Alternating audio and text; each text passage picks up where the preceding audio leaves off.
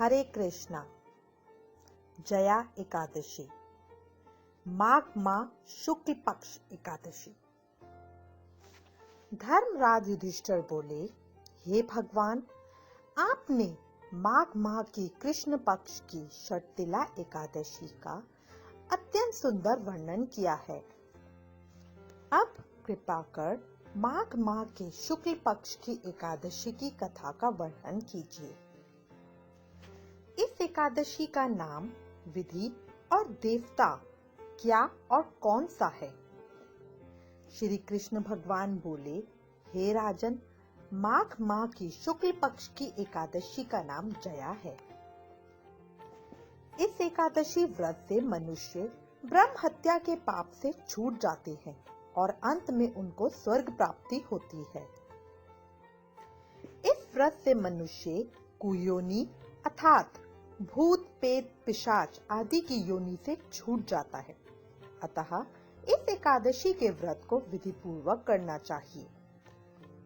हे राजन, मैं एक पौराणिक कथा कहता हूँ। एक समय इंद्र नागलोक में अपनी इच्छा अनुसार अप्सराओं के साथ रमण कर रहे थे, गंधर्व गान कर रहे थे। वहां गंधर्वों में प्रसिद्ध पुष्पवंत, उसकी लड़की तथा चित्रसेन की स्त्री मलिन, ये सब थे। उस जगह मलिन का लड़का पुष्पवान और उसका लड़का माल्यवान भी था। उस समय पुष्पवती नामक एक गंधर्व स्त्री माल्यवान को देखकर मोहित हो गई और काम बाढ़ से चलायमान होने लगी। उसने रूप, सौंदर्य, हाव भाव आदि द्वारा माल्यवान को वश में कर लिया। पुष्पवती के सौंदर्य को देखकर माल्यवान भी मोहित हो गया। अतः ये दोनों कामदेव के वश में हो गए। परंतु फिर भी इंद्र के बुलाने पर नाच गान के लिए जाना पड़ा और अप्सराओं के साथ गाना शुरू किया। परंतु कामदेव के प्रभाव से इनका मन गाने में न लगा और अशुद्ध गाना गाने लगे। इनकी भाव भंगियों को देखकर इंद्र ने इनके प्रेम को समझ लिया और इसमें अपना अपमान समझकर इन्हें श्राप दे दिया कि तुम स्त्री पुरुष के रूप में मृत्यु लोक में जाकर पिशाच का रूप धारण करो और अपने कर्मों का फल भोगो। इंद्र का श्राप सुनकर ये अत्यंत दुखी हुए और हिमाचल पर्वत पर पिशाच बनकर दुख पूर्वक अपना जीवन व्यतीत करने लगे। रात दिन इन्हें एक क्षण भी निद्रा नहीं आती। इस स्थान पर अत्यंत सर्दी थी।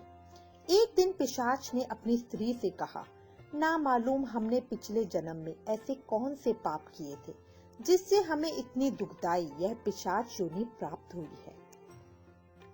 दैवयोग से एक दिन माघ माह के शुक्ल पक्ष की जया नाम की एकादशी आई। इस दिन दोनों ने कुछ भी भोजन ना किया और ना ही कोई पाप कर्म किया। इस दिन केवल फल फूल खाकर ही दिन व्यतीत किया और महान दुख के साथ पीपल के वृक्ष के नीचे बैठ गए। वह रात्रि इन दोनों ने एक दूसरे के साथ सट कर बड़ी कठिनता के साथ काटी। सर्दी के कारण उनको रात्रि में निद्रा भी न आई। दूसरे दिन प्रातःकाल होते ही भगवान के प्रभाव से इनकी पिशाच देह छूट गई और अत्यंत सुंदर अप्सरा और गंधर्व की देह धारण करके तथा सुंदर वस्त्रों तथा आभूषणों से अलंकृत होकर नागलोक को प्रस्थान किया। आकाश में देवगण तथा गंधर्व इनकी स्तुति तथा पुष्प वर्षा करने लगे। नागलोक में जाकर इन दोनों ने देवराज इंद्र को प्रणाम किया। इंद्र भी इन्हें अपने प्रथम रूप में देखकर महान आश्चर्य हुआ और इनसे पूछने लगा, तुमने अपनी पिशाच देह से किस प्रकार छुटकारा पाया, सो सब बतलाओ। इस पर माल्यवान बोले, हे देवेंद्र, भगवान विष्णु के प्रभाव से तथा जया एकादशी के व्रत के पुण्य से हमारी पिशाच देह छूटी है। इंद्र बोले, हे माल्यवान, एकादशी व्रत करने से तथा विष्णु भगवान के प्रभाव से तुम लोग पिशाच की देह को छोड़कर पवित्र हो गए हो और हम लोगों के भी वंदनीय हो गए हो, क्योंकि विष्णु भक्त हम लोगों के वंदना करने योग्य है। अतः आपको धन्य है, धन्य है। अब तुम पुष्पति के साथ जाकर विहार करो। हे युधिष्ठिर, इस जया एकादशी के व्रत करने से समस्त कुयोनि छूट जाती है।